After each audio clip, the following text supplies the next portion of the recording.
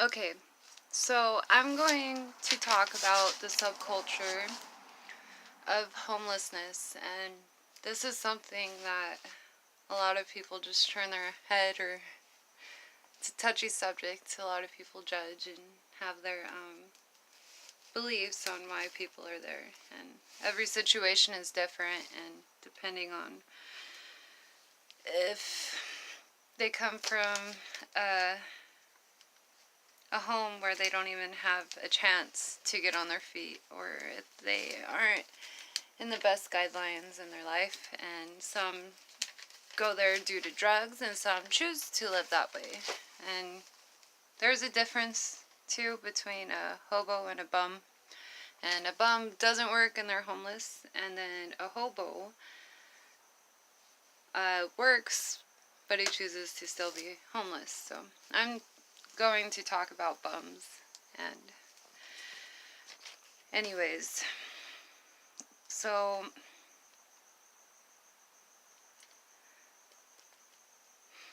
a lot of homeless people believe that they just need their basic needs, and if they had their basic needs, then they had a successful day. A lot of them just have a goal to make a certain amount of money or to gain food, and if they gain those needs, or warm clothes or new shoes or whatever they need to survive and keep living, they believe that is success. And those that made unfortunate decisions or had no choice but to live on the streets believe there is no more to life but to enjoy the ride.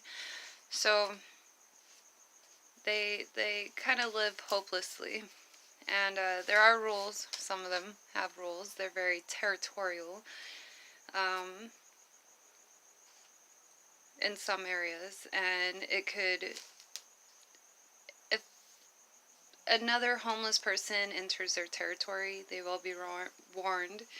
And if they do not listen, then they could be at risk of getting beat and robbed of whatever treasures that they have on them. They look at it as trespassing their grounds. It's their territory.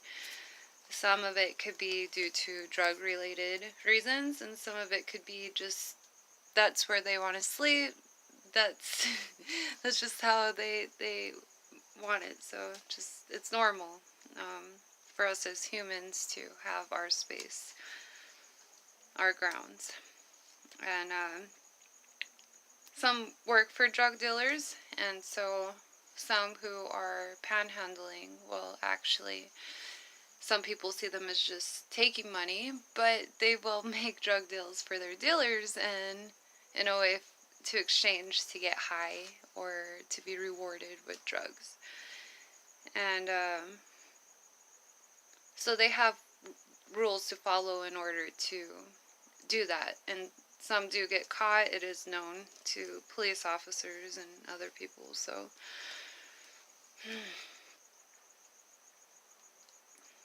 they have to respect boundaries too of businesses. So sometimes it's not even their own rules, but the rules of the business. It makes people uncomfortable to see homeless people or to be asked of money, to deny money. It's uncomfortable for even fundraisers or door-to-door people, or people who go to door-to-door trying to sell something or trying to get money or trying to preach the Lord. And so it's uncomfortable, and due to that, a lot of businesses won't allow homeless people to even be on their territory. And not just that, but they can be messy. They'll ask to use the bathroom, and a lot of the time when they use the bathroom, they use it so they can clean up and have good hygiene, and it leaves it a complete mess and dirty, and sometimes they use it so then they can do drugs, and they'll end up passing out on the verge of ODing on heroin, and leave needles and blood, and it's just unsanitary. And so due to certain circumstances, businesses won't allow them to be there or to even use their bathrooms. Their behaviors are the same as us, but struggle to survive in their living situations. They come off more tough because they have to be able to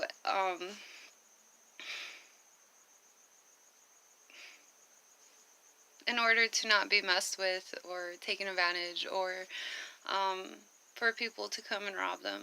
It's hard. They have no closed doors to hide away from others, and if they are looked as weak, they will be taken advantage of, and so they have to keep this tough mentality, but at the same time gentle, and they to others that they ask for money when they panhandle. So um, they have apathy towards most people, and so apathy means that they just have to, in the mentality, say that they don't care. They don't care what people think about them. They don't care about people judging them and how they live, or if they are dumpster diving or whatever, because in their eyes they're doing whatever they need to do to survive, to have food, to have shelter, or just anything to just get through the day and live. And it's hard when people don't understand that, or they just look at them as failures, and due to that they just have apathy, and towards the judgmental eyes. They seek for help and companion. They really do crave love because they're still human. We're all human, and as human beings, it's natural to want love. And love is good, and it's powerful, and it's great. And they are dreamers, and they dream for more. But they, like I said earlier, they're hopeless, and some are far gone from all the years of drug use, so their behaviors are just bizarre and way out there, and they try to contain themselves as much as possible, but their bodies are like wild, like they're doing aerobics the whole time because that's just who they are. And some just mentally do have illnesses, and their language is easygoing. Most people treat them with fear or judging eyes, scared that they will harm them. Other than asking for money or food, they don't expect any other language. But they crave it. Like I said earlier, they don't expect anything else, but if you give them the time of day, they will talk to you. Because like I said, we're all human, and God created us to be social beings, and so it's natural for them to want more. But that saying, beggars can't be choosers. Um, so yes. After this, I pretty much answered what we're supposed to fill in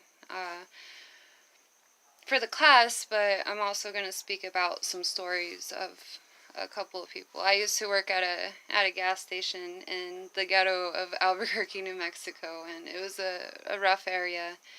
And we weren't supposed to allow the homeless people around because of business, but really in a ghetto area, it doesn't even affect the business because everybody's kind of rough. So I let them hang out just as long as they respect the store and didn't steal. And I cared about them just like I would for anybody else. And so anyways, there was one man that I knew. He was 45 years old. His name is John, and he was married for a long time, and in his 40s his wife ended up divorcing him. She said due to his drug addiction, she couldn't do it anymore, and so she divorced him and kicked him out of her house, and she was taking care of him for that time, I believe. And so he was out on the streets for a couple years in Santa Fe, and then he came to Albuquerque and stayed homeless. So he was homeless for about 6 years, and he was one of those that was losing his mind to drugs. He came off kind of strong and different and weird, and when I first started working there, I was I don't know what to expect from him. Made me a little uncomfortable, and But I asked him if he wanted my food, and he took it, and he was just, I mean, in 1 second, he just took, it was like one of those marshmallow coconut cake things, and he just shoved the whole thing in his mouth and ate it within a second. And he was always grateful for food or anything. He never turned anything down. He just, um, so from all the drugs, he was just really out there.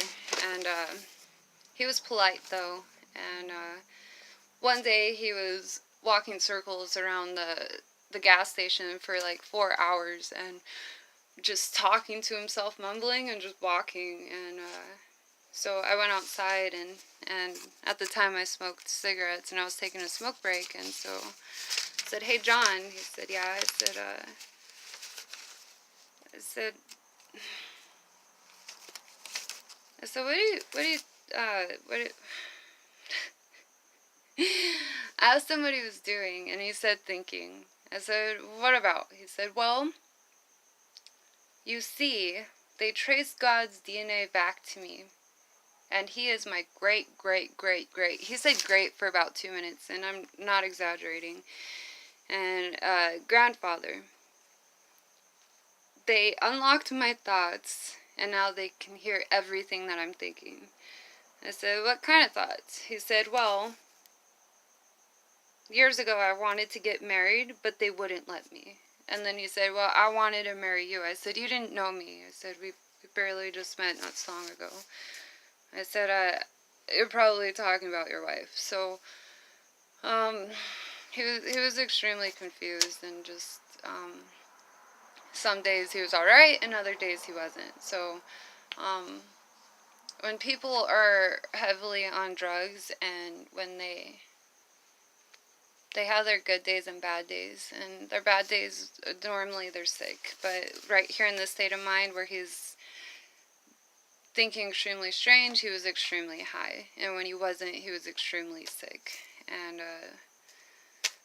he would just want to buy beer and hang out. So,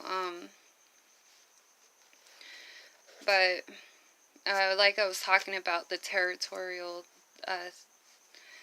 part, John literally, he was harmless, but unless someone crossed him or entered his territory, he was not nice. And so there was this older gentleman one night, and he was beat up, and he said that he was robbed from all of his treasures, and he said that John warned him not to go in his territory, and he had nowhere to go, and John ended up beating him up. And so I had a little talking to with John, but anyways, the second person I knew, his name was Dustin.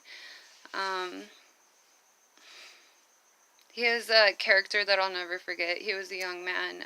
At the time I was 23 and he was 21, and so he was young, and it was hard for me to see someone so close to my age homeless and living such a rough life, and looking rough too, not just living.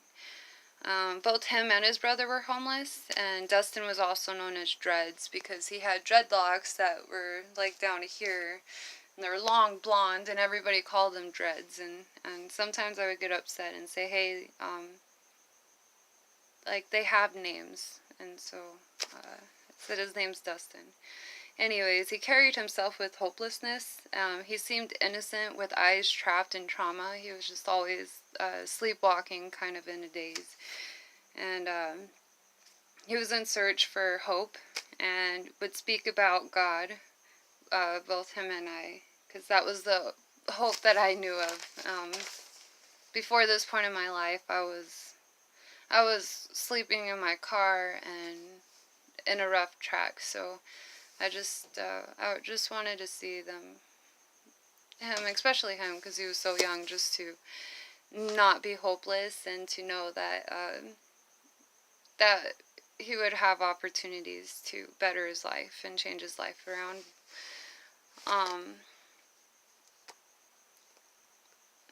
I never knew him or his brother's story, or the hardship they experienced. Dustin really rarely, He rarely took money. He wouldn't turn down food, though. He had an awful addiction to heroin, and many days he was sick from the come down. Most of his teeth were rotted out, and he had his long blonde dreadlocks. And at one point in my life, at that time I was in a rough place, and I got kicked out from where I lived, and when they kicked me out, they stole half of my things. And so I told him about it, and he's like, oh, well, I'll go rob them. And I said, no, no, no, don't do that. And he these words will never leave my mind, but he said, what do I have to lose? And it broke my heart. I had no way to respond to that. And so